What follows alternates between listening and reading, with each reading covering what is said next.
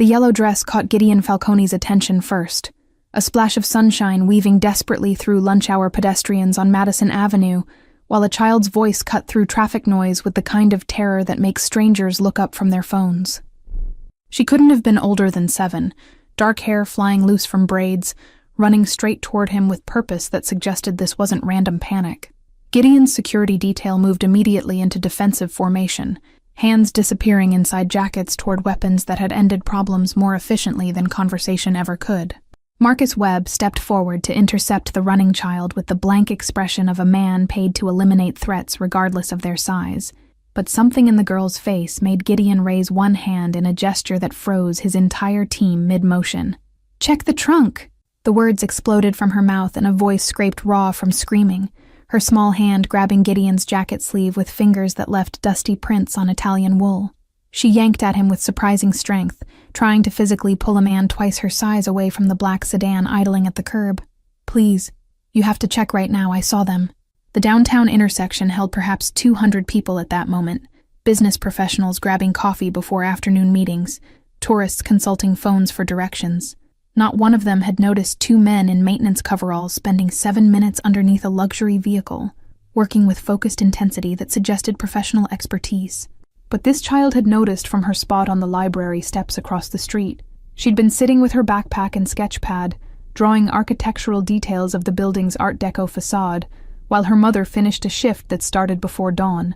Her gray-green eyes had tracked movement that everyone else dismissed as routine city maintenance, her artist's attention catching details that blended into urban background noise.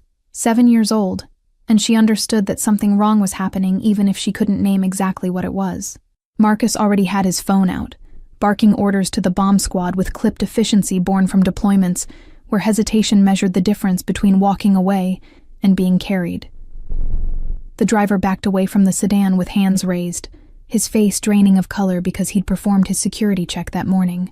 Gideon looked down at the girl still clutching his sleeve, her yellow dress stained with city grime, and her sneakers worn through at the toes.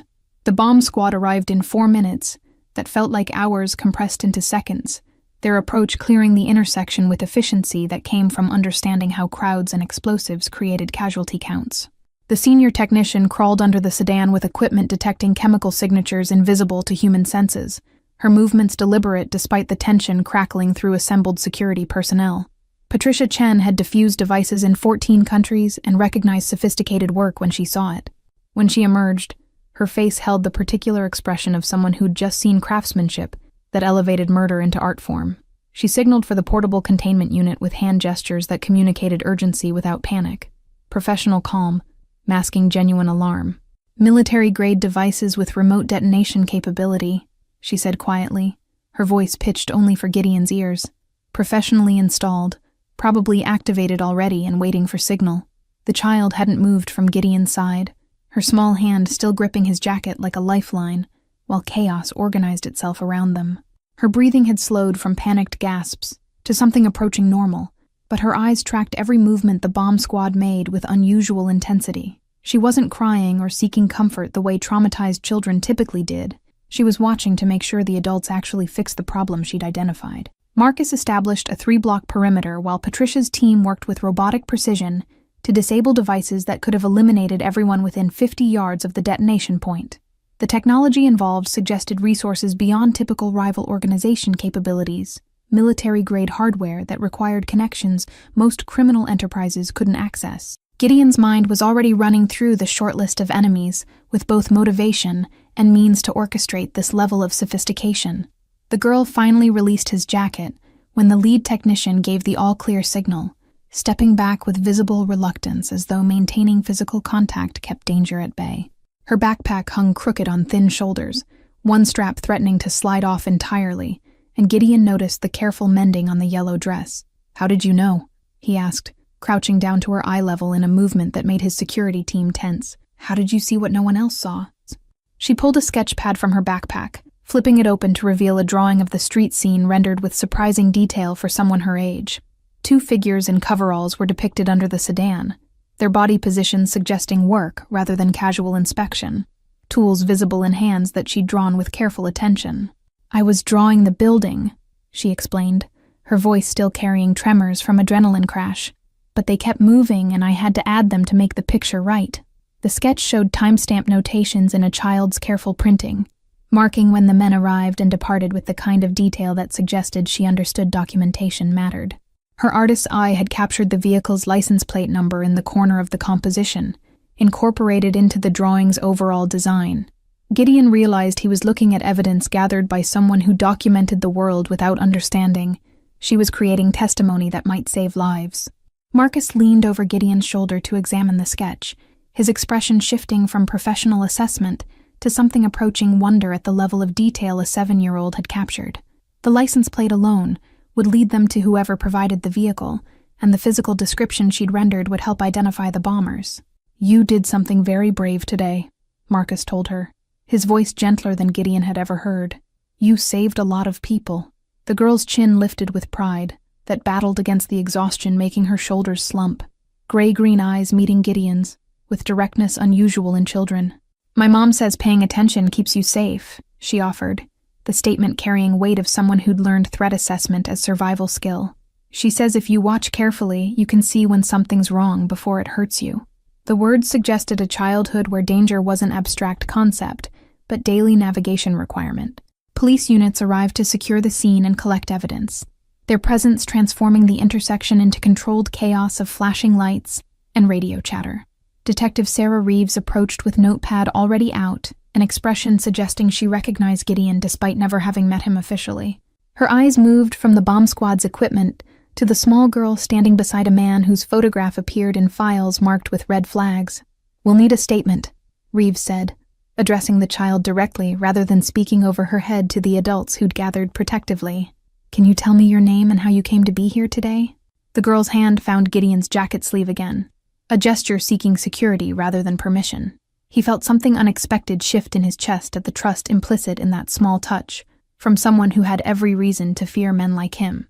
"Maisie," the girl answered, her voice steadying now that immediate crisis had passed, and adults were handling cleanup with competent efficiency. "Maisie Brennan. I was waiting for my mom to finish her shift at the coffee shop." She pointed toward a small cafe 3 blocks down, the kind of place that paid minimum wage and expected maximum effort. Her matter-of-fact tone suggested this waiting arrangement was routine rather than exceptional circumstance in her daily life. The police precinct's waiting area smelled like industrial cleaner fighting a losing battle against decades of human desperation, fluorescent lights casting harsh shadows that made everyone look guilty. Cassidy Brennan burst through the doors with the kind of speed that came from receiving a call saying her daughter was at police headquarters. Her garçonette uniform still carried the coffee shop's signature scent of espresso and anxiety, her gray-green eyes scanning the room before locating Maisie sitting beside a man in an expensive suit. "Maisie," the name came out as prayer and accusation simultaneously, maternal relief wrapped around fear that her 7-year-old had somehow crossed lines that couldn't be uncrossed. She crossed the waiting area in seconds, dropping to her knees in front of her daughter with the kind of physical need to confirm safety. Her hands shook as they checked for injuries her rational mind knew couldn't exist given Maisie's calm demeanor. Maisie launched into explanation with breathless enthusiasm of children recounting adventures they don't fully understand the danger of, describing men and tools, and her decision to run across traffic. Cassidy's face transitioned through expressions that Gideon read easily, maternal pride in her daughter's courage battling horror at the risks taken. Her hands remained on Maisie's shoulders throughout the story, anchoring points that reminded the child she was safe now. Detective Reeves emerged from an interview room with file folders that suggested she'd spent the last hour pulling records and making calls that connected dots and patterns. "Ms. Brennan, I need to ask you some questions about your daughter's whereabouts today, and her relationship to Mr. Falcone here." The detective's tone remained professionally neutral, but Cassidy's spine stiffened with defensive posture of someone who'd spent years having her parenting questioned by authorities who measured worth by zip codes. "There is no relationship," Cassidy said flatly, her accent carrying particular rhythms of someone who'd grown up in neighborhoods where police presence meant trouble rather than protection. "Maisie was waiting for my shift to end like she does every Thursday." The statement held both explanation and challenge, daring anyone to criticize arrangements that kept her child safe, while she earned wages that barely covered their weekly motel room.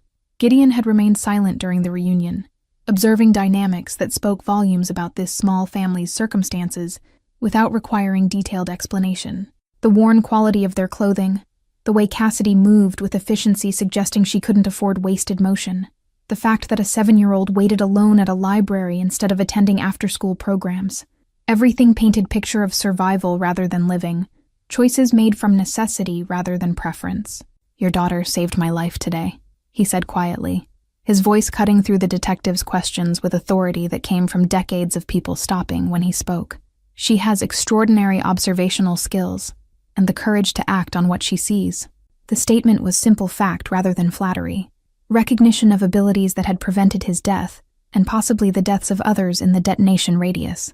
Cassidy's eyes met his for the first time, and Gideon saw intelligence there that circumstance had never given opportunity to fully develop, potential crushed under weight of whatever choices or misfortunes had led here.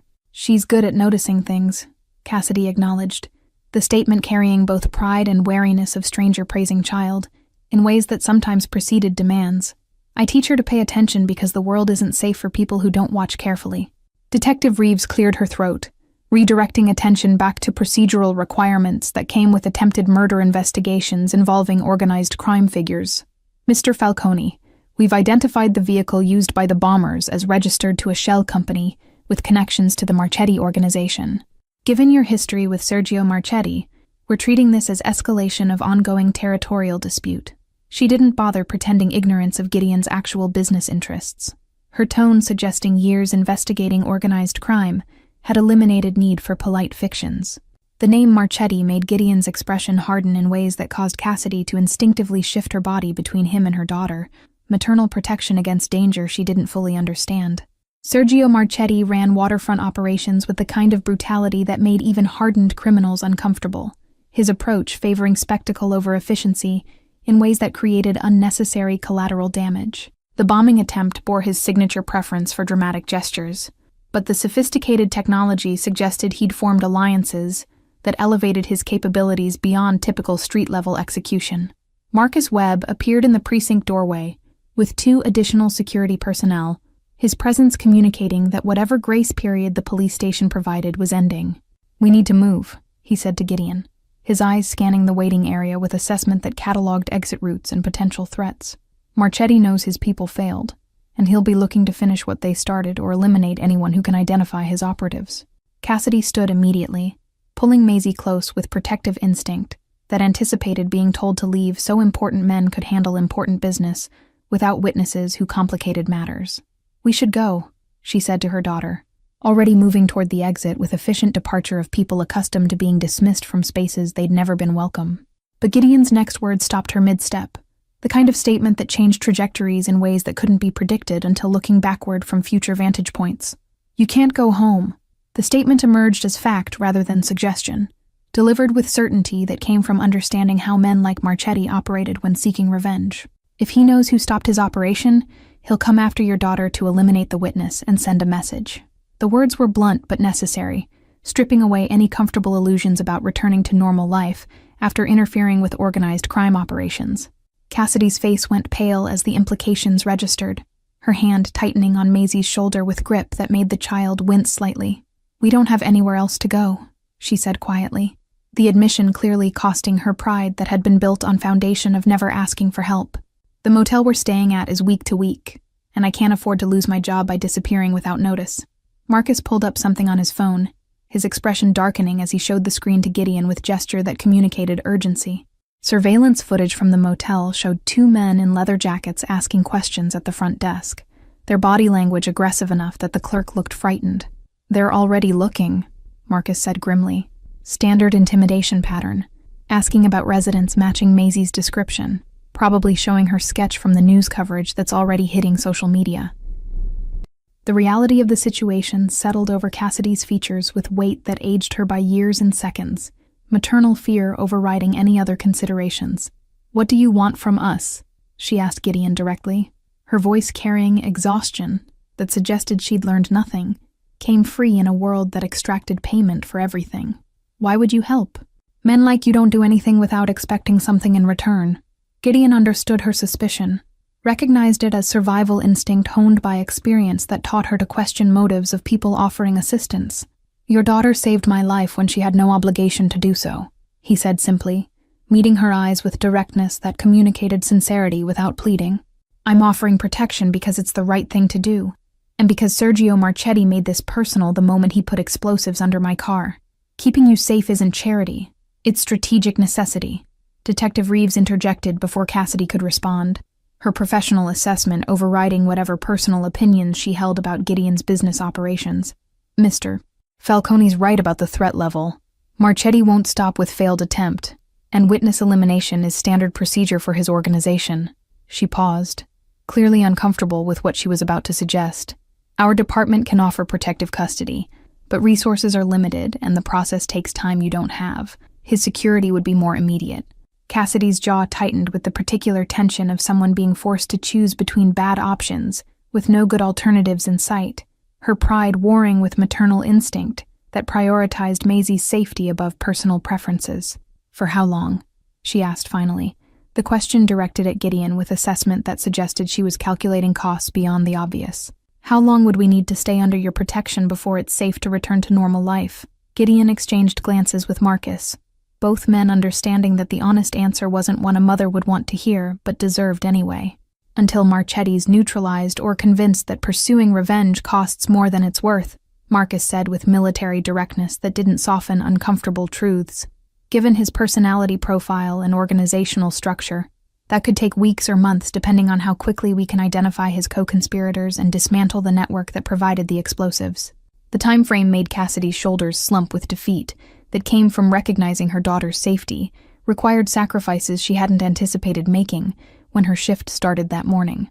I'll lose my job, she said quietly, the statement carrying weight of understanding that employment in service industry didn't accommodate extended absences. The apartment too, even though it's just a motel room. Everything we own is there, which isn't much, but it's ours. Maisie had been quiet throughout the adult conversation, her gray-green eyes tracking speakers with attention that suggested she understood more than her age should allow.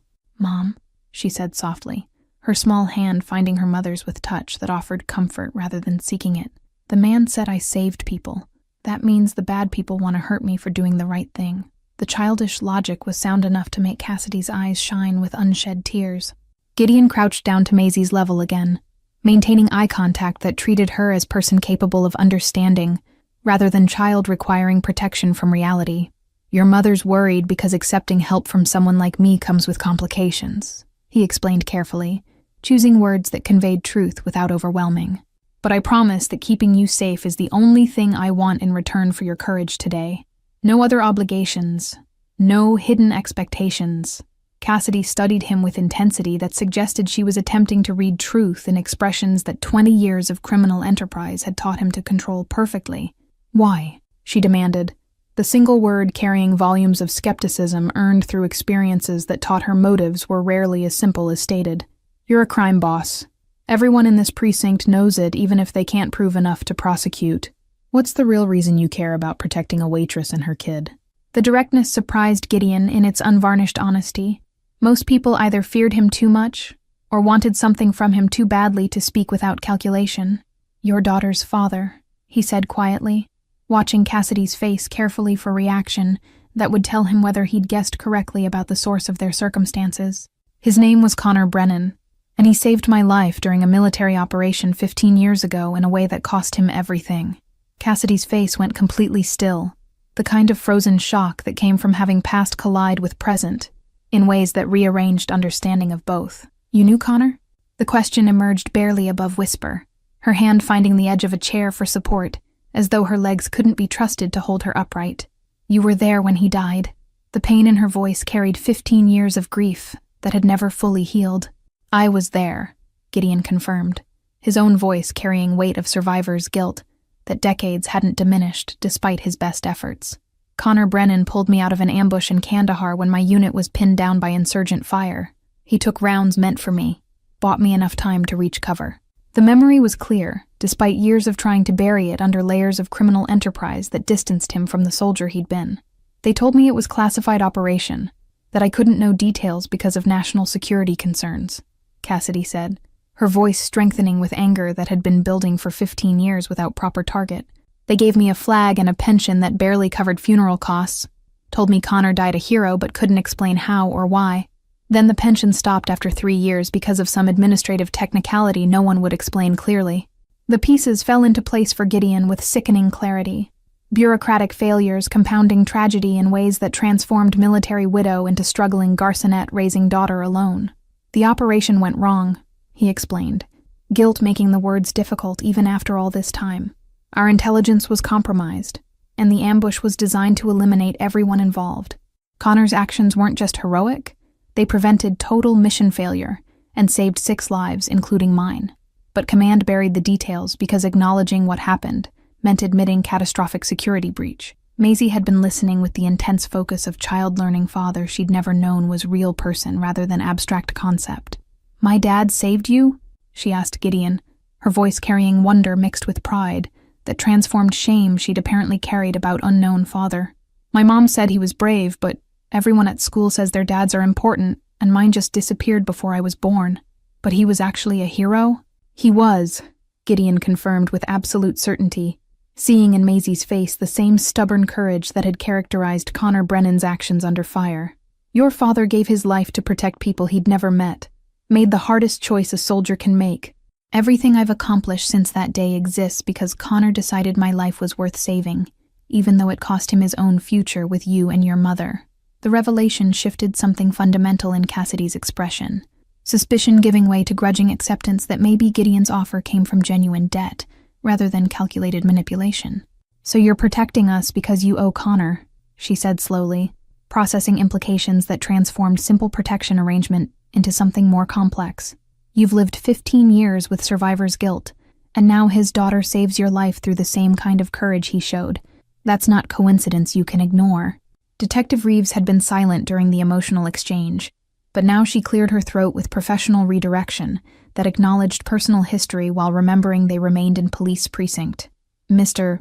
Falcone's estate has security infrastructure that makes it arguably safer than protective custody given Marchetti's connections within law enforcement," she admitted with obvious reluctance to endorse criminals' protection over department resources. "If you're going to accept his offer, we should move you before more news coverage makes Maisie's face recognizable to anyone Marchetti has watching public locations." Marcus was already coordinating logistics on his phone, arranging convoy routes that avoided predictable patterns and calling ahead to estate security to prepare accommodations.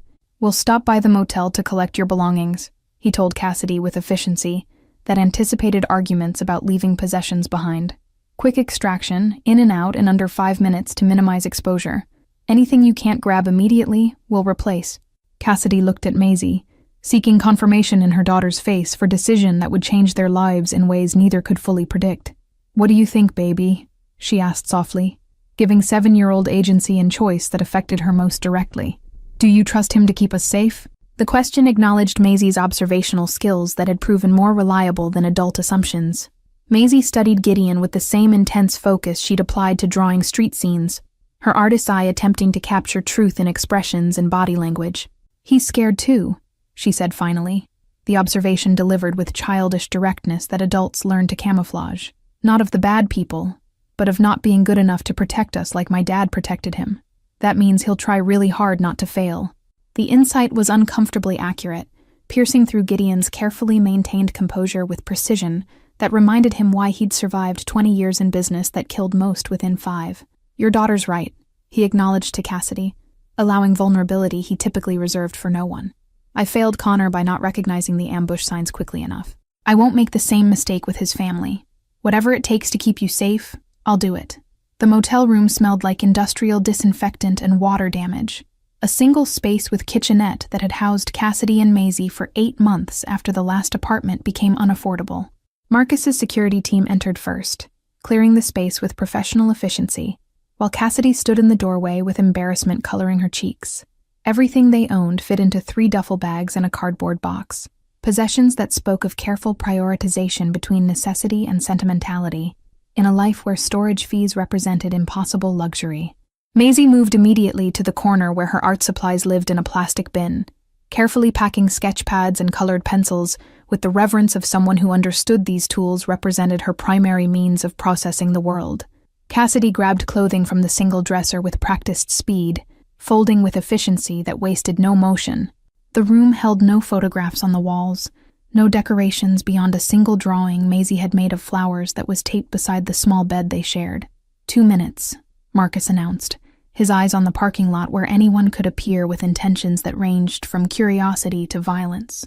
His hand rested near his weapon with casual readiness that suggested drawing it would require no conscious thought.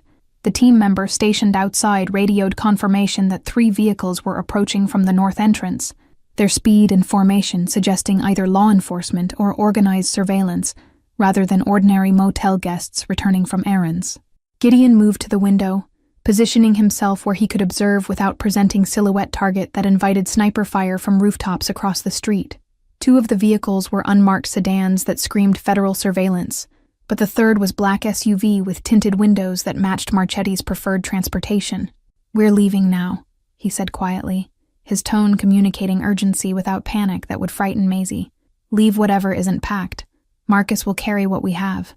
Cassidy grabbed the flower drawing from the wall, folding it carefully before tucking it into her jacket pocket, with gesture that suggested this single piece of paper held more value than anything else in the room.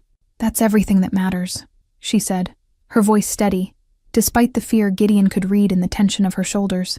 Maisie clutched her art supplies against her chest with both arms, ready to move on command from adults who'd suddenly become responsible for navigating danger she'd inadvertently created. The convoy extraction happened with military precision, Marcus's team forming protective box around Cassidy and Maisie as they moved from room to vehicles that idled with doors already open. Gideon took point position despite Marcus's objection, his presence communicating to any observers that these people under his protection carried his personal guarantee of safety. The black SUV that had been approaching accelerated suddenly, closing distance in a way that eliminated any pretense of coincidental presence in the motel's parking lot. "Go," Marcus snapped to his driver, and the convoy pulled out with coordinated timing that put 2 vehicles between Gideon's car and the pursuing SUV. The federal sedans followed at a distance that suggested they were documenting rather than intervening. Observers to territorial dispute, they had no authority to prevent.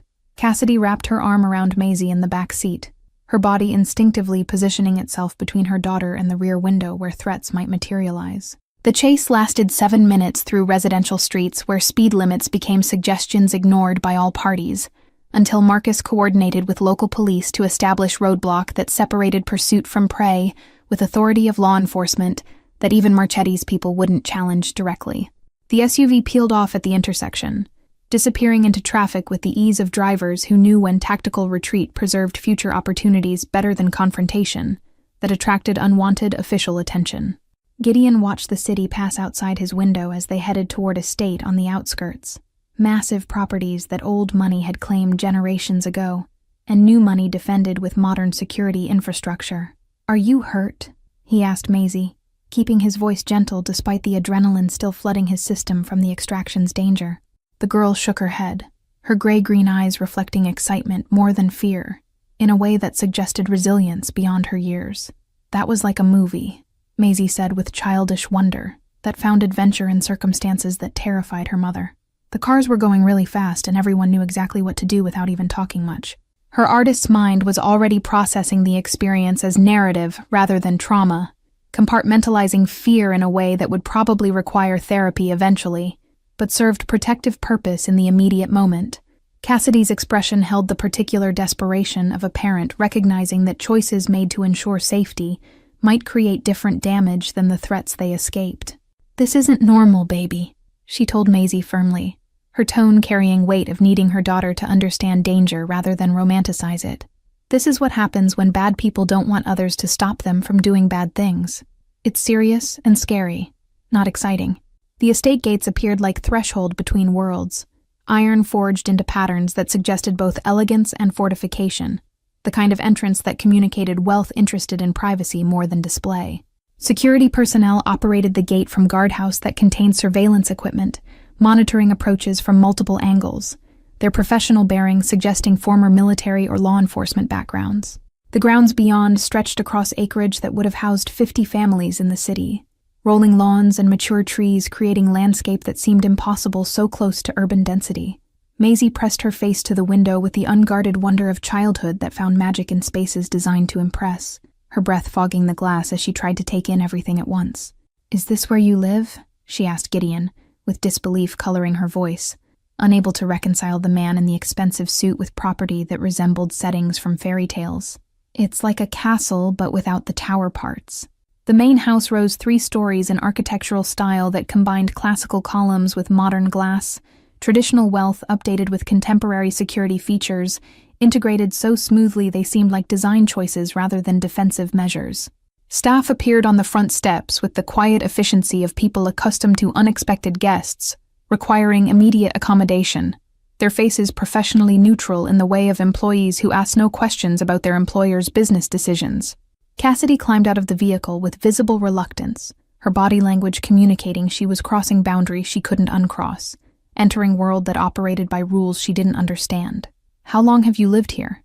she asked Gideon, the question carrying subtext about the distance between their circumstances that went beyond mere financial disparity. This wasn't just wealth, it was generational power, made physical in architecture and land. "The estate belonged to my grandfather," Gideon explained as they walked toward the entrance, his tone suggesting complicated relationship with inheritance that came with obligations beyond simple ownership. He built legitimate business empire importing textiles, though the methods he used to establish market dominance weren't always legal. "I inherited the property and the organization he created, along with the enemies he made and the expectations that came with the family name." The admission surprised Cassidy with its honesty about origins that most men in Gideon's position would sanitize into respectable history, acknowledging criminal foundation without attempting to justify it. "So you're saying you didn't choose this life, you inherited it," she said slowly, processing implications that complicated her moral assessment. "That doesn't make what you do acceptable, but it makes it different than someone who pursued power deliberately." "I made choices along the way," Gideon countered, unwilling to claim complete innocence when his actions over 2 decades had expanded rather than dismantled the empire he'd inherited. "I could have walked away, sold the properties, invested in legitimate enterprises, but I told myself I could reform from within, make the organization less brutal while maintaining enough strength to protect what my family built. Whether that's true or just rationalization is something I examine most nights without reaching comfortable conclusions." The interior entry hall featured artwork that belonged in museums, paintings and sculptures that represented investments worth more than most people earned in lifetimes, beauty preserved by wealth that insulated it from the ordinary world's decay. Cassidy's expression reflected discomfort with surroundings that made her own poverty feel more acute by contrast, her hand finding Maisie's with grip that communicated they needed to stay anchored to each other in this alien environment. A woman in her 50s approached with the confident bearing of someone who managed household operations with absolute authority, her gray-streaked hair pulled back in practical style that suggested efficiency over vanity. "Mr. Falcone," she said with warmth that indicated long employment relationship beyond simple professional courtesy, "I've prepared the East Wing guest suite as you requested. 2 bedrooms with connecting sitting room and private bathroom, 2nd floor overlooking the gardens." "Thank you, Margaret," Gideon replied, then turned to Cassidy and Maisie with gesture that invited them to follow the housekeeper. "Margaret runs everything here with more efficiency than most military operations. If you need anything, ask her directly. She has full authority to provide whatever makes you comfortable during your stay."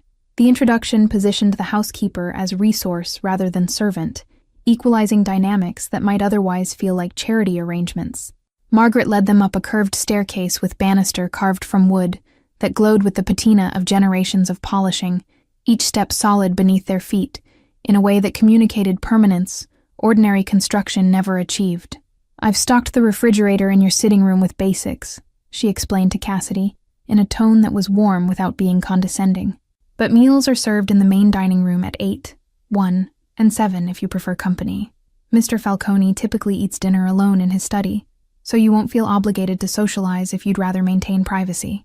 The guest suite was larger than the entire motel room had been, spaces flowing into each other with architectural grace that made clear this wing had been designed for important visitors rather than temporary accommodation. Maisie's bedroom featured a 4-poster bed with curtains that could be drawn to create cave-like privacy, and windows overlooking gardens that stretched toward tree line in the distance. She dropped her art supplies on the desk position to catch natural light, her face reflecting cautious hope that maybe this place offered safety rather than just another temporary stop.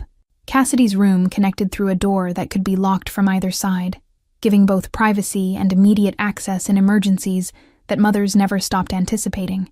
The furniture was antique without being fragile, pieces chosen for beauty and function rather than display, suggesting someone understood the difference between wealth meant to impress and wealth meant to be lived with. She sat on the edge of the bed, testing its support with suspicion of someone accustomed to mattresses that revealed their springs after minimal use.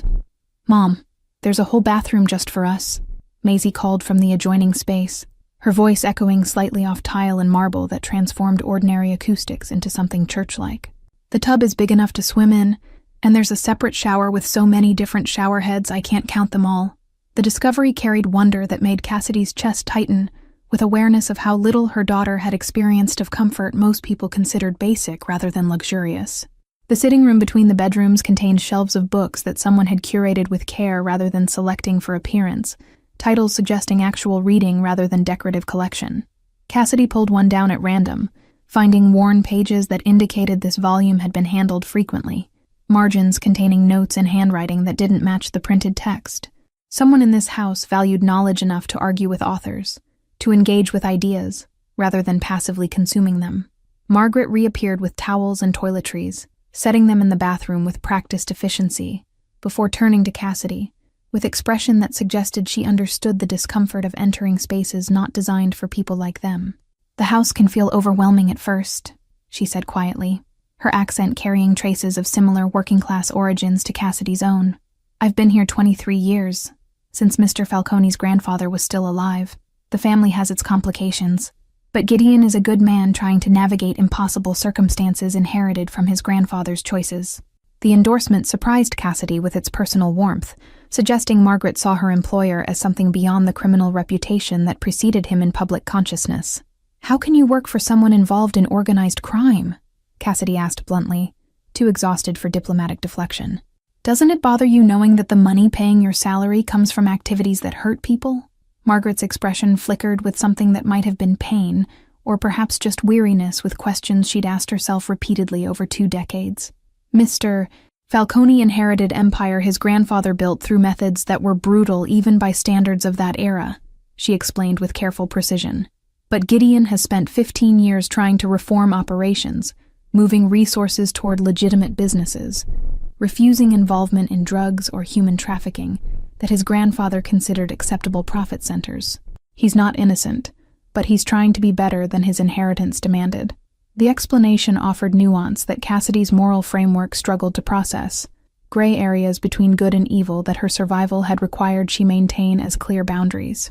"Trying to be better isn't the same as being good," she said, but the statement carried less conviction than she'd intended. Recent events had demonstrated that binary categorizations failed when applied to real people, making complex choices in situations that offered no purely moral options.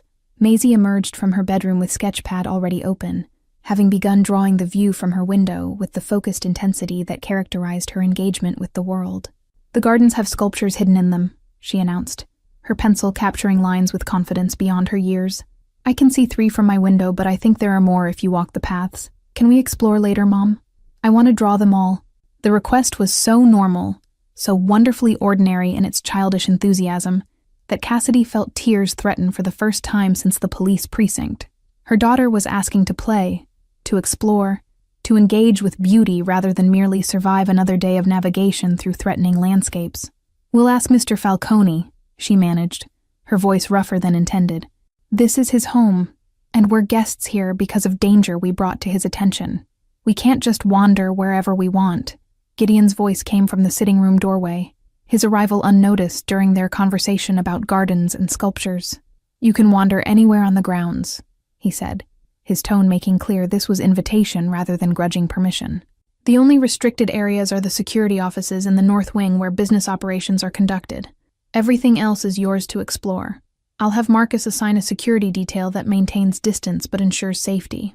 The casual offer of freedom within boundaries surprised Cassidy, who'd expected restrictions that came with protection arrangements, where controlled subjects required constant monitoring. "You trust us not to abuse that access?" she asked, skepticism evident in her tone. "Most people in your position would worry about guests documenting layouts or photographing security measures, gathering intelligence that could be sold or used for planning attacks." Gideon's smile held genuine amusement rather than condescension at her suspicion.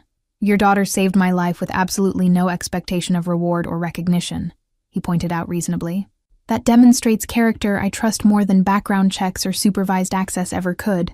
Besides, Maisie's observational skills already cataloged more security details in her drawing than most professionals would notice in a week of surveillance. If you wanted to betray me, you had opportunity before accepting protection. The logic was sound enough to make Cassidy's arguments evaporate, leaving her with the uncomfortable realization that Gideon's trust might be genuine, rather than calculated manipulation designed to create obligation.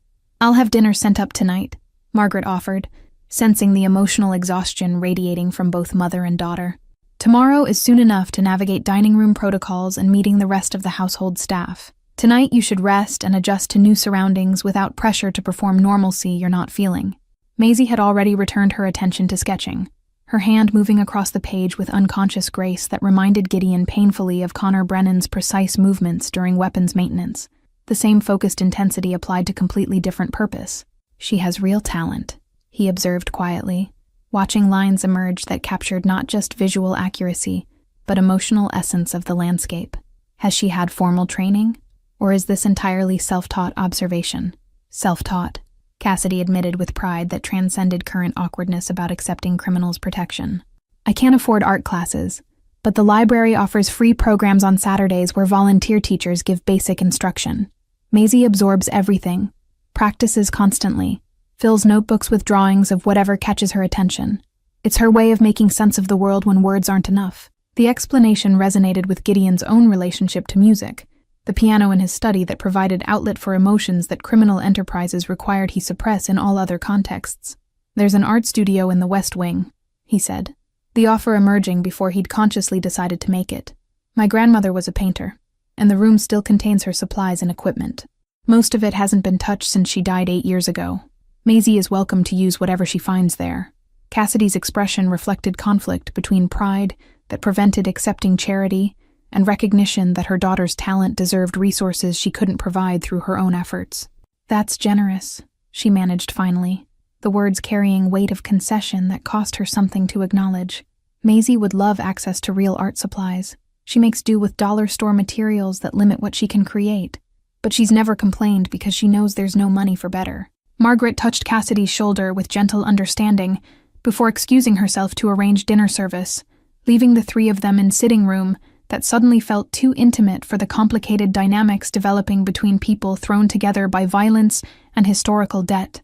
Gideon moved toward the door, recognizing that his presence added pressure when Cassidy needed space to process the day's traumatic upheaval, without audience expecting gracious acceptance. "I'll leave you to settle in," he said, pausing at the threshold with hand on the frame. "Tomorrow, Marcus will brief you on security protocols and emergency procedures, but tonight, just rest. You're safe here, and that's the only thing that matters right now." The statement was simple but sincere, offering reassurance without demanding reciprocal gratitude that would have made acceptance feel like transaction requiring payment. After he left, Cassidy moved to her daughter's side, watching Maisie's hands create beauty from observation, with tools that cost less than the gilded frame surrounding the doorway they'd entered through. "What do you think of Mr. Falcone?" she asked carefully, wanting her daughter's unfiltered assessment before adult context complicated childish instincts that often proved more accurate than sophisticated analysis. Maisie considered the question with the seriousness she applied to all inquiries about her observations, her pencil pausing mid-stroke while she processed. "I think he's sad about my dad," she said finally, the insight cutting through complexity to essential emotional truth. "And I think he's scared that he's not good like my dad was, even though he wants to be. That's why he tries so hard to do the right thing now, because he's worried it's too late to make up for being wrong before." Dawn arrived through windows that faced east, morning light transforming the gardens into watercolor landscape that made Maisie abandon her bed to press her face against the glass with reverence for beauty she'd never experienced from inside safety. Cassidy woke to the sound of her daughter's quiet exclamation, finding Maisie already dressed in yesterday's clothes with sketchpad positioned to catch the sunrise's effect on sculptural forms that emerged from morning mist like ancient sentinels guarding secrets. The breakfast Margaret delivered was excessive by their standards, fresh fruit and pastries that smelled like someone had baked them that morning, rather than purchasing from industrial suppliers who prioritized consistency over quality.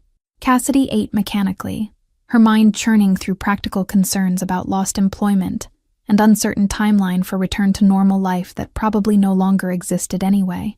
Everything they'd built over 8 months of grinding effort had evaporated in hours, Stability revealed as illusion maintained only through constant vigilance that had finally failed. A knock interrupted her spiral into anxiety. Marcus Webb entering at Cassidy's permission with tablet containing security briefing materials, and expression that suggested he took her safety as seriously as any military objective. "Good morning," he said with professional courtesy that acknowledged their discomfort. "I need 30 minutes to review protocols and emergency procedures. Then Maisie can explore the grounds with escort while we discuss longer-term arrangements with Mr. Falcone." The briefing was thorough without being condescending.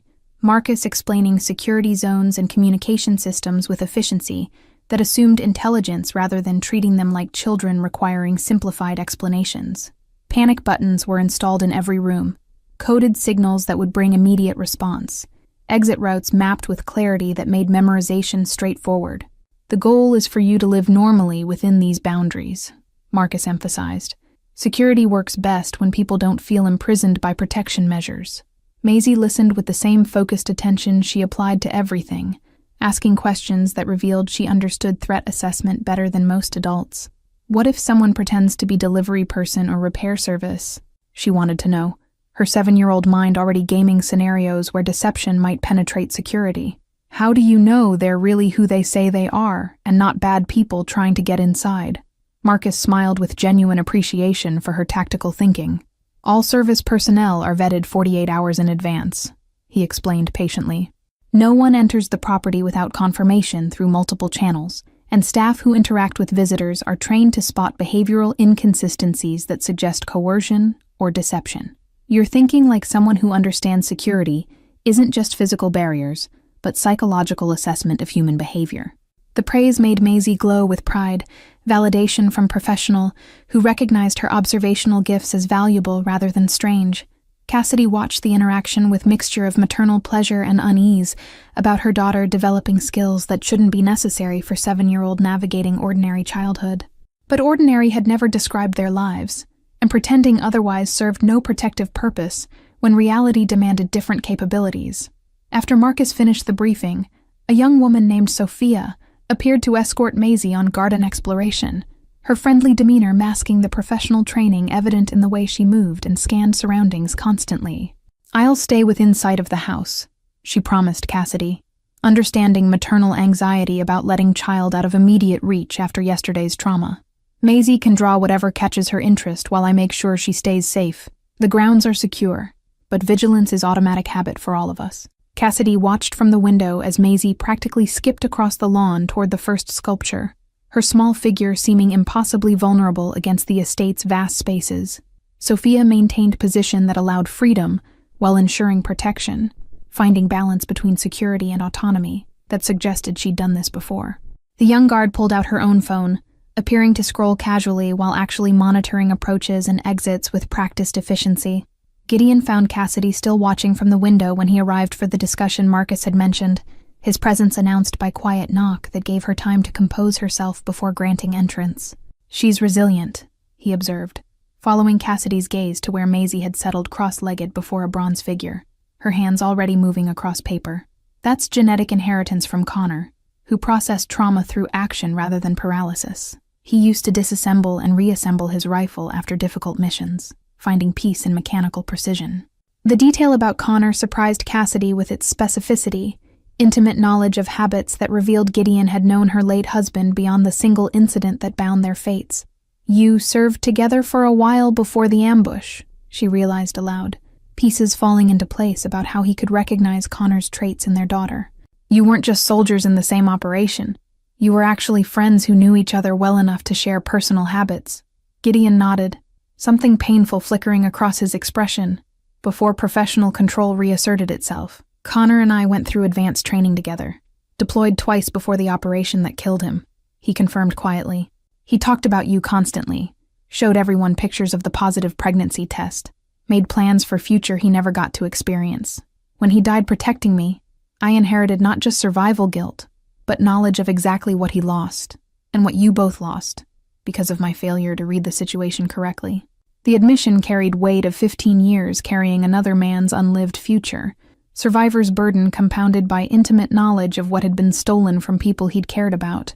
"You could have found us," Cassidy said, the accusation emerging without heat, but with genuine confusion about choices not made. You knew Connor had pregnant girlfriend.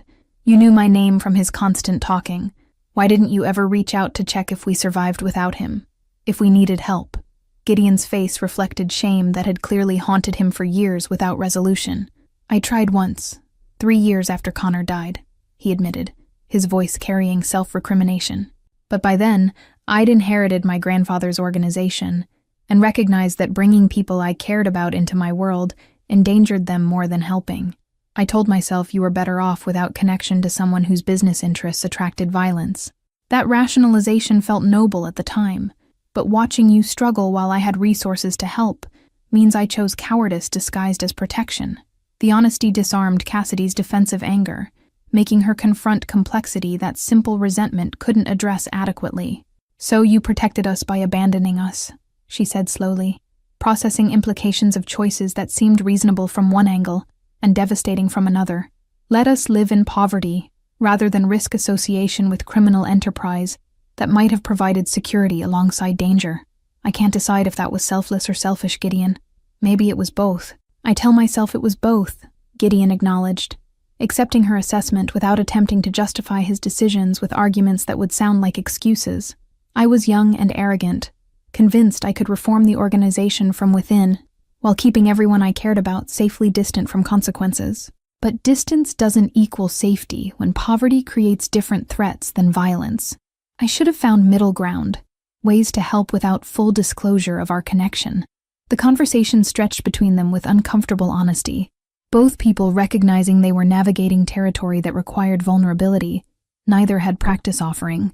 Marcus entered with files that apparently contained the information they needed for discussing longer-term arrangements, his timing suggesting he'd been monitoring conversation and chose this moment to redirect toward practical concerns.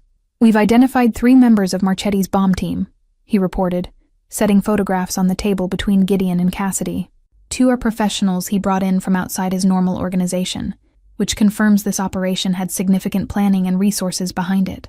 Cassidy studied the faces with intensity that searched for recognition, despite knowing she'd never seen these men before. Will identifying them help? She asked, trying to understand criminal justice processes that operated differently when organized crime was involved. Can police arrest them based on Maisie's drawings and witness testimony? The question carried hope that maybe this situation could be resolved through legitimate legal channels that didn't require remaining indefinitely under protection of man, whose business she fundamentally opposed. Marcus and Gideon exchanged glances that communicated volumes about the gap between legal theory and practical reality. The evidence is solid enough for arrest warrants, Marcus explained carefully, but actually locating and apprehending them is different matter. Marchetti will have moved them to safe houses or out of jurisdiction entirely, and even if caught, their testimony would be purchased through plea deals that don't necessarily identify whoever ordered the hit. So we're stuck here indefinitely while you conduct private investigation that operates outside legal constraints, Cassidy said flatly, her tone making clear she understood exactly what that meant. You're going to handle this the way you handle business disputes, through intimidation and violence that forces Marchetti to back down or eliminates him as threat entirely. And we're supposed to accept protection, bought with methods we find morally reprehensible. Gideon didn't flinch from her assessment's accuracy. Yes, he said simply, refusing to soften reality with euphemisms that would insult her intelligence. The legal system moves too slowly when dealing with organized crime that has resources to exploit every procedural protection. If I wait for proper channels to resolve this, Marchetti will have multiple opportunities to make attempts on your lives or mine. I'm offering you safety through methods you don't approve of, and you have every right to refuse if moral purity matters more than survival. The stark framing of choices made Cassidy want to argue, to find third option that preserved both safety and principles. But exhaustion and pragmatism overrode idealism, that luxury of security allowed people to maintain. I hate this, she said quietly. The admission carrying defeat that came from recognizing her daughter's life couldn't be wagered on philosophical principles. I hate that the world works this way, that doing the right thing means accepting help from people who do wrong things, that there's no pure solution that lets me protect Maisie without compromising everything I've tried to teach her about right and wrong. Connor hated it too, Gideon said gently, his voice carrying understanding of the moral compromise she was making. He used to argue with me during deployment about whether ends ever justified means, whether protecting innocent people gave us license to employ methods we'd condemn in enemies. He never resolved that tension, just chose to act according to principles despite knowing the world didn't reward that kind of integrity. You're making the same choice he made, prioritizing protection over purity because love demands pragmatism. 3 weeks into their stay at the estate, Cassidy woke to find Maisie's bed empty, and panic flooded her system with the kind of terror that erased rational thought within seconds. She ran through connecting rooms calling her daughter's name with increasing desperation, her bare feet slapping against hardwood floors that suddenly felt like enemy territory. The security button Marcus had installed was in her hand before conscious decision registered, her thumb hovering over the panic activation that would bring armed response. "Mom, I'm in the art studio." Maisie's voice floated up from somewhere below, carrying the oblivious calm of a child who didn't understand her absence would terrify a mother still processing recent trauma. Cassidy found her daughter in the West Wing surrounded by her grandmother's painting supplies, working on a canvas that showed the gardens at sunrise, with technique that had improved dramatically. Sophia sat nearby with coffee and tablet, her presence confirming that Maisie hadn't been unsupervised despite the early hour. "You need to tell me when you leave the suite," Cassidy said, her voice shaking with residual fear that made the reprimand harsher than she'd intended. "I woke up and you were gone, and all I could think was that someone had taken you while I slept." The admission revealed vulnerability she typically guarded, exposing the constant vigilance that exhausted her, even in spaces supposedly secured against external threats. Maisie's face crumpled with immediate remorse, her brush freezing mid-stroke as she recognized the distress her independence had caused. "I'm sorry," she said in a small voice that carried genuine contrition. "I woke up early and wanted to paint the light through the trees, and Sophia was already in the hallway, so I asked her to bring me here. I didn't think about you being scared because nothing bad was happening." The logic was sound from a child's perspective, but Cassidy needed her daughter to understand that safety required communication, even when danger wasn't immediately apparent. "Bad things happen suddenly," she explained, pulling Maisie into a hug that communicated love alongside the correction. "That's why we have rules about staying together and telling each other where we're going. The security here is good, but it only works if everyone follows protocols designed to prevent surprises." Sophia intervened gently, recognizing that mother and daughter needed to navigate this adjustment without audience. "I should have insisted Maisie wake you before leaving the suite," she acknowledged, taking responsibility that diffused some of Cassidy's residual anger. "The fault was mine for assuming implied permission rather than requiring explicit consent. It won't happen again." The professional acceptance of error demonstrated the kind of accountability that made trust possible. Later that morning, Marcus appeared with news that transformed the threat from abstract to immediate, his expression carrying the particular tension that preceded delivering information no one wanted to hear. "Marchetti made a move," he said without preamble, setting his tablet on the dining table where Cassidy and Gideon were reviewing arrangements for her to maintain some form of income despite isolation. He filed suit claiming Maisie's testimony was coerced and demanding access to question her directly about what she witnessed. The legal filing is smokescreen, but it confirms he's identified her as the witness and is escalating pressure. Gideon's jaw tightened with barely controlled fury at the audacity of using legal system as weapon against a child who'd simply tried to prevent murder. "He's forcing our hand," he said quietly, his tone carrying implications that Cassidy was learning to read as precursors to decisions made outside conventional channels.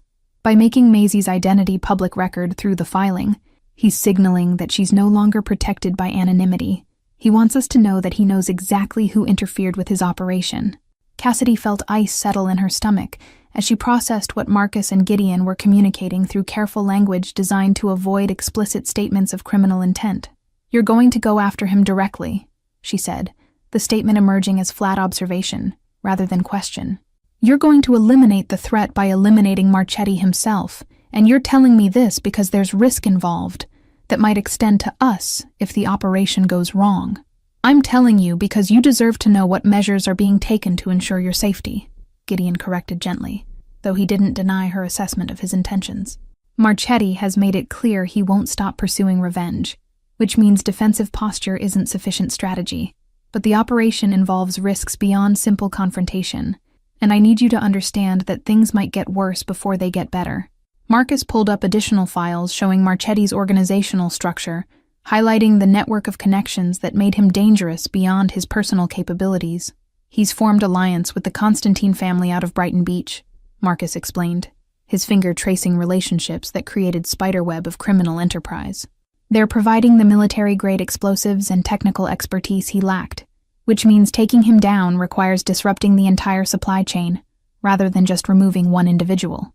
The complexity of what they were describing made Cassidy realize this wasn't simple elimination, but rather strategic dismantling of criminal network that required coordination across multiple fronts. "How long will this take?" she asked, trying to understand timeline for resolution that would allow them to resume some version of normal life. "Weeks? Months? Are we supposed to stay hidden here indefinitely while you wage war against people who won't stop until everyone involved is dead?" Gideon's expression reflected the weight of responsibility he carried for drawing them into conflict that predated their involvement by years. "The operation is already in motion," he said carefully, choosing words that conveyed truth without providing details that could implicate her if authorities eventually questioned her. "Within 2 weeks, Marchetti's organization will be sufficiently disrupted that continuing pursuit of revenge becomes more costly than accepting the loss. He'll have bigger problems than a 7-year-old witness to a failed bombing."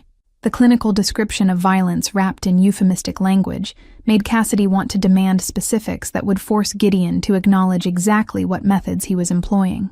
But part of her recognized that ignorance provided protection, that knowing details made her complicit in ways that not knowing didn't.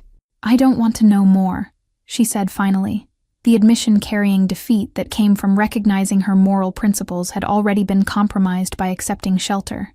"Just promise me that whatever you do won't create more orphans like Maisie, more women left to raise children alone because men decided their pride mattered more than families." The request surprised Gideon with its specific targeting of collateral damage rather than questioning the operation's fundamental legitimacy. "I can't promise no one will be hurt," he said honestly, refusing to offer false comfort that would insult her intelligence. "But I can promise that our approach prioritizes disruption over destruction, targeting infrastructure and resources rather than individuals wherever possible. The goal is to make Marchetti's organization collapse under strategic pressure, rather than piling up bodies that create new cycles of revenge." Maisie appeared in the doorway with Sophia trailing behind, her arrival interrupting conversation that had grown too heavy for continuation in her presence. "Can we visit the horses today?" she asked, with the cheerful obliviousness of childhood that could compartmentalize danger when immediate surroundings felt safe. "Sophia said there are stables on the property with horses that need exercising, and I've never touched a horse before except in pictures."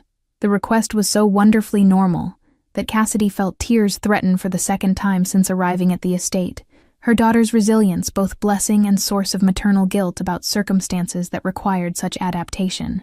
"That sounds nice," she managed, her voice only slightly rough with suppressed emotion.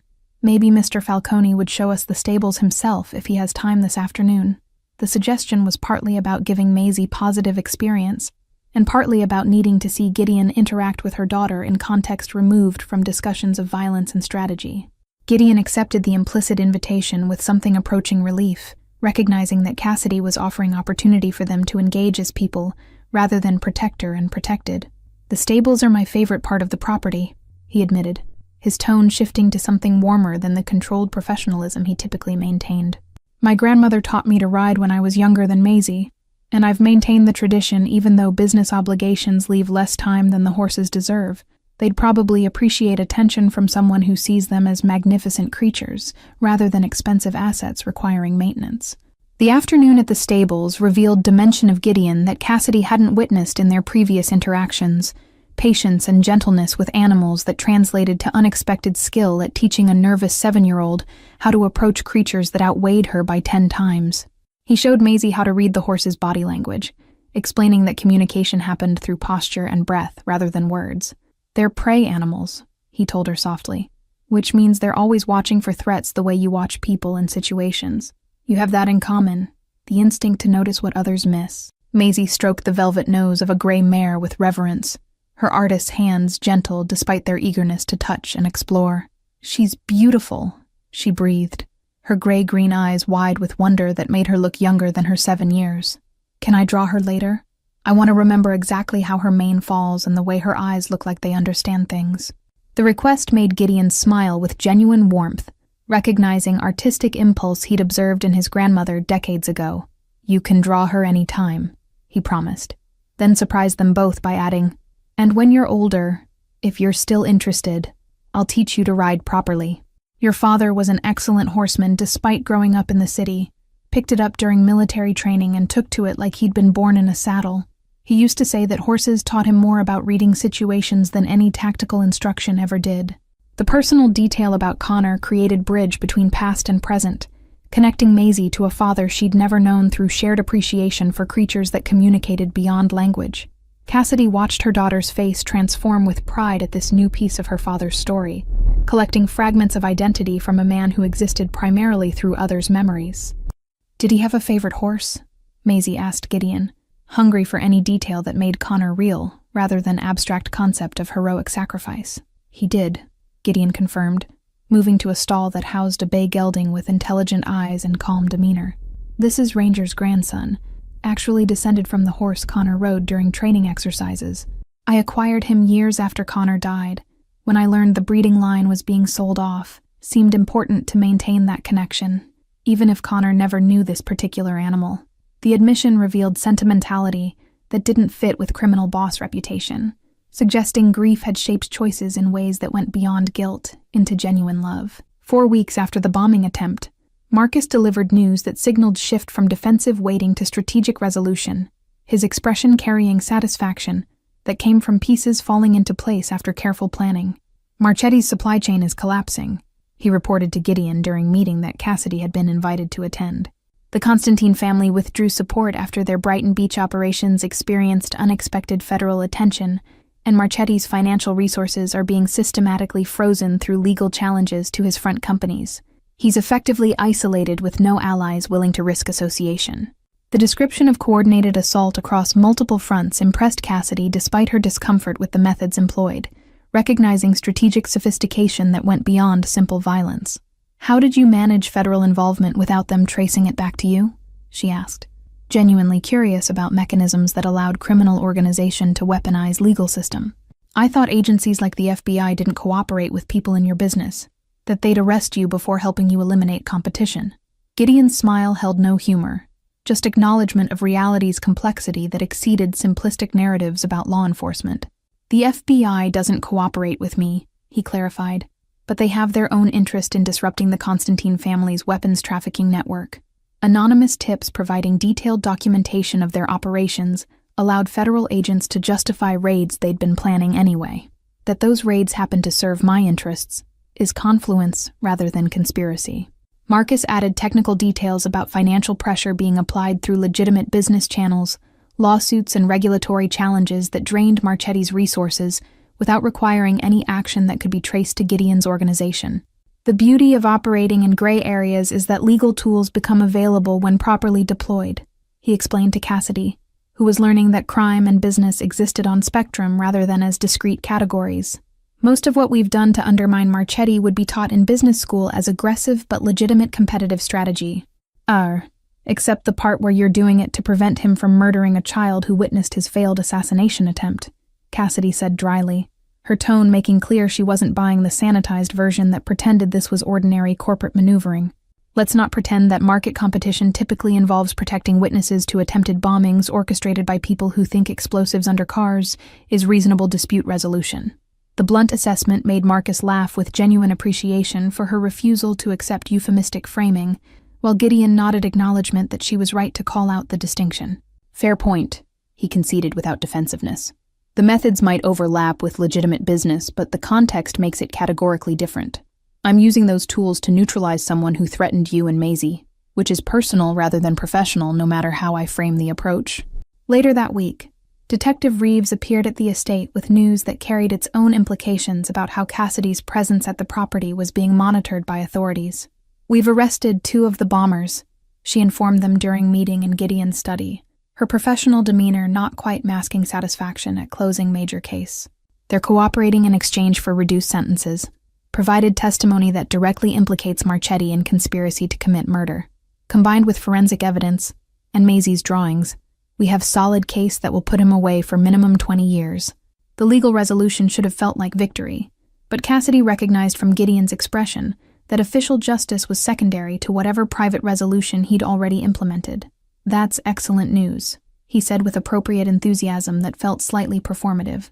Maisie will be relieved to know the men who planted the bombs are in custody and facing consequences for their actions. When do you anticipate trial date? Assuming Marchetti doesn't take a plea deal.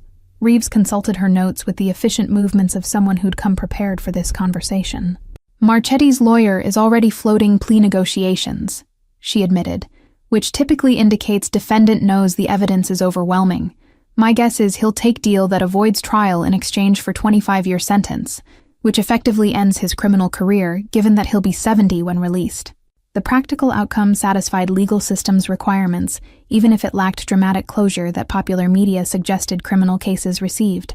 Cassidy felt complicated mix of relief and dissatisfaction, with resolution that put bad man in prison, but couldn't undo the terror or upheaval his actions had caused. "So we can go home?" she asked, the question emerging with less enthusiasm than she'd expected. 3 weeks at the estate had created routines that felt sustainable in ways their previous existence never had, security that allowed Maisie to be child rather than constantly vigilant observer of threats.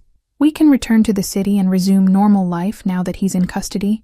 Gideon and Marcus exchanged glances that communicated something Cassidy couldn't quite read, hesitation that suggested the answer wasn't as straightforward as legal resolution implied.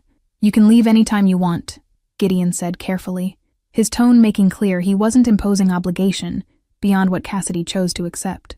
"But I'd like to ask you to stay while we arrange something that matters to both of us, something that concerns Connor's legacy and the recognition he deserved but never received." The cryptic statement intrigued Cassidy, despite her wariness about getting further entangled in Gideon's world, curiosity overriding caution about what kind of arrangement would require her continued presence. "What are you talking about?" she asked directly, too tired of evasions and careful language to tolerate more mystery.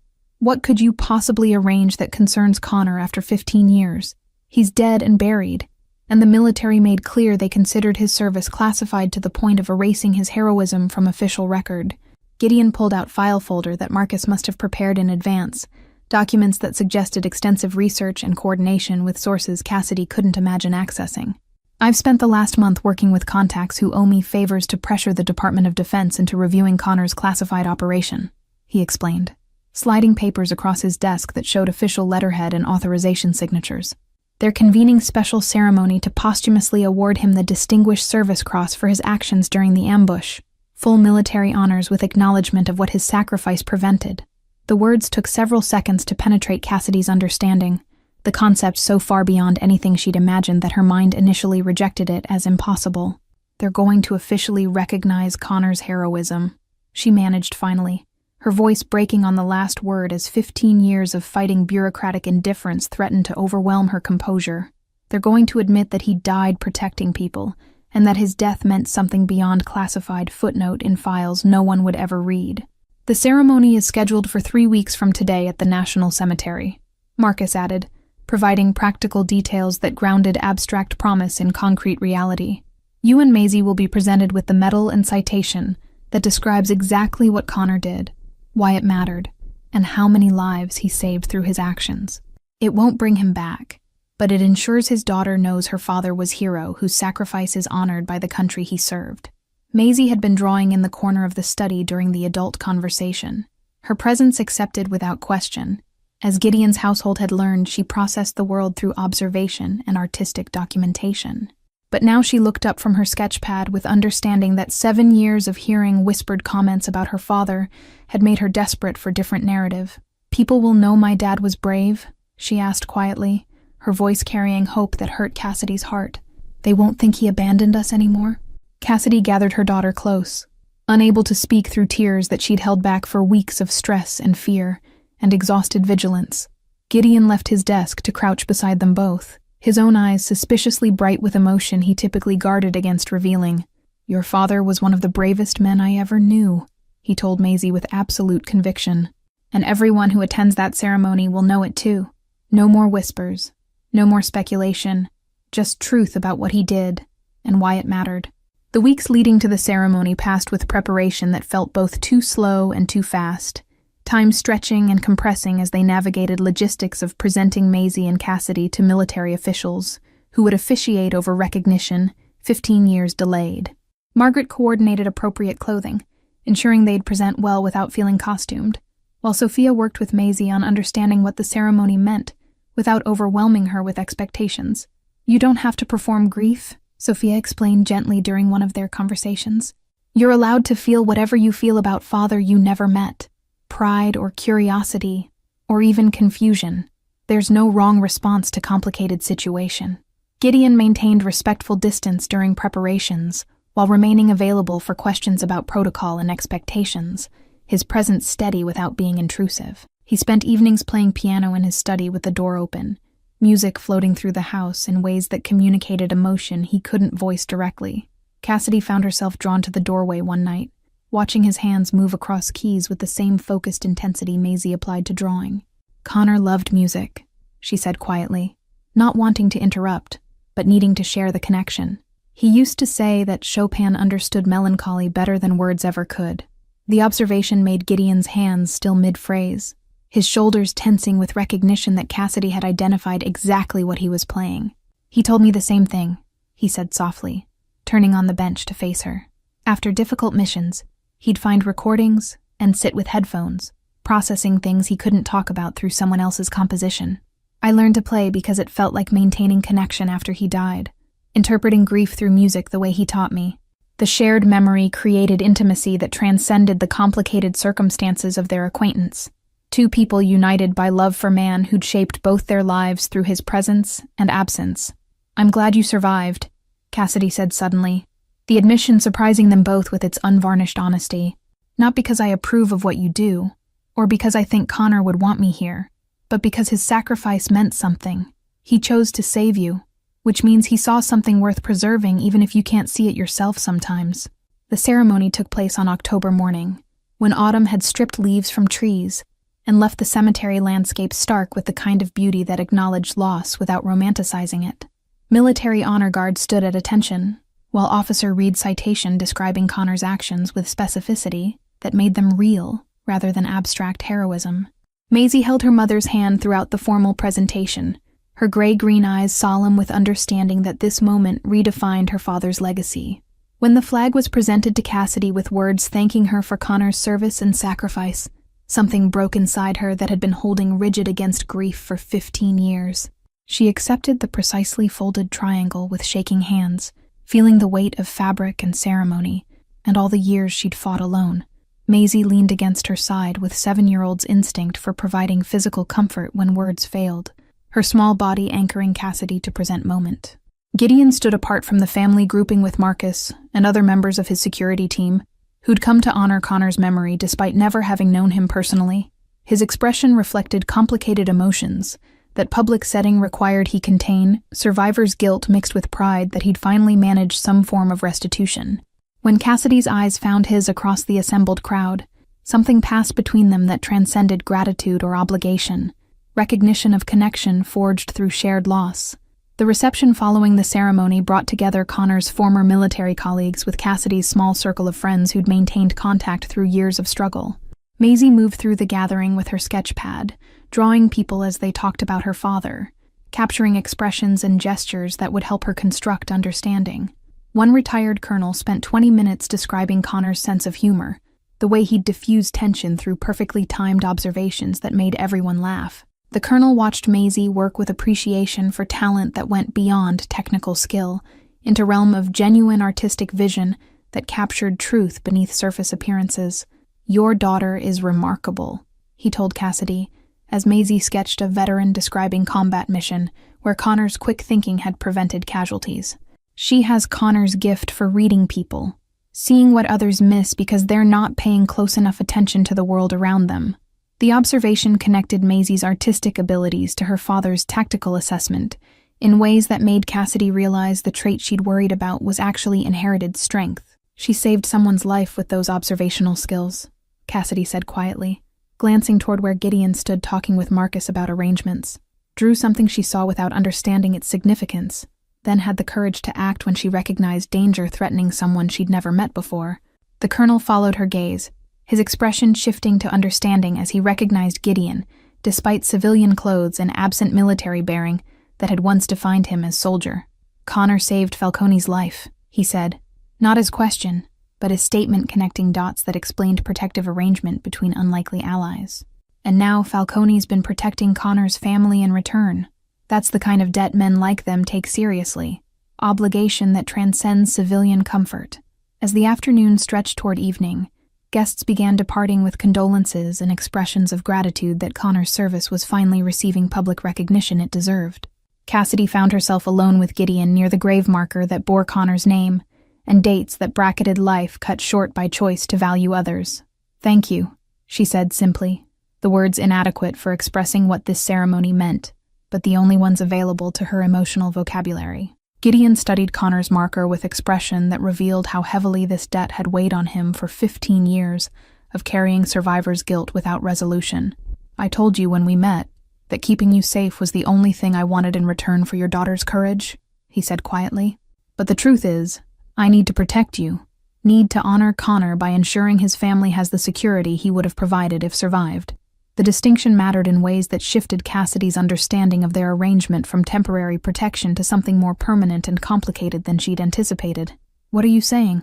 she asked carefully, needing clarity about intentions before allowing herself to interpret emotional undercurrents that might be wishful projection. "Are you offering continued protection out of obligation? Or is there something else you're not saying directly because you're afraid of how I'll respond?" Gideon turned to face her fully, abandoning the careful distance he'd maintained throughout their acquaintance, in favor of honesty, that required vulnerability he typically avoided showing anyone. "I'm saying that having you and Maisie at the estate these past weeks has reminded me what it feels like to care about people beyond professional associations. I'm saying that I've spent 20 years telling myself that isolation protected people I cared about, but maybe what it actually did was punish everyone." The confession hung between them with weight of possibility that terrified and tempted Cassidy simultaneously, offering path forward that required accepting complications she'd spent lifetime avoiding for good reasons. "I can't be part of your criminal organization," she said firmly, establishing boundary that wasn't negotiable regardless of developing feelings that complicated her moral framework.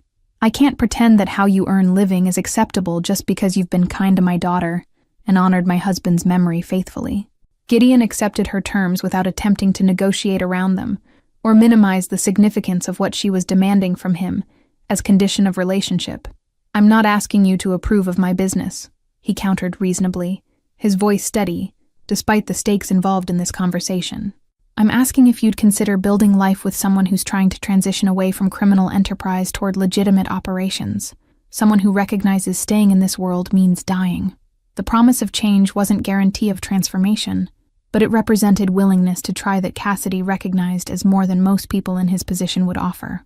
"I need time," she said finally, unwilling to make decision of this magnitude in cemetery, surrounded by reminders of how quickly life could be stolen. "I need to see if words translate into actions. If your commitment to legitimate business survives beyond initial enthusiasm that fades when difficulties mount." Gideon accepted her conditions with nod that communicated respect for her caution, understanding that trust required demonstration rather than declaration of good intentions without proof. "Take whatever time you need," he said simply, his tone making clear this wasn't negotiation with deadline, but genuine offer of patience. "The estate is yours for as long as you want it, whether that's weeks or months or years. I'm not going anywhere." 6 months later, spring had transformed the estate's gardens into riot of color that made Maisie's artistic documentation feel inadequate to capture beauty that changed daily. She'd filled 3 more sketchbooks with drawings that documented life at the property, visual narrative that showed small family forming from pieces that didn't initially seem compatible. Cassidy had returned to nursing work at private clinic that Gideon's legitimate business interests funded, using skills she'd maintained through years of sporadic employment successfully. Gideon's transition away from criminal operations was progressing with the kind of measured strategy that characterized his approach to complex problems, requiring careful navigation of competing interests.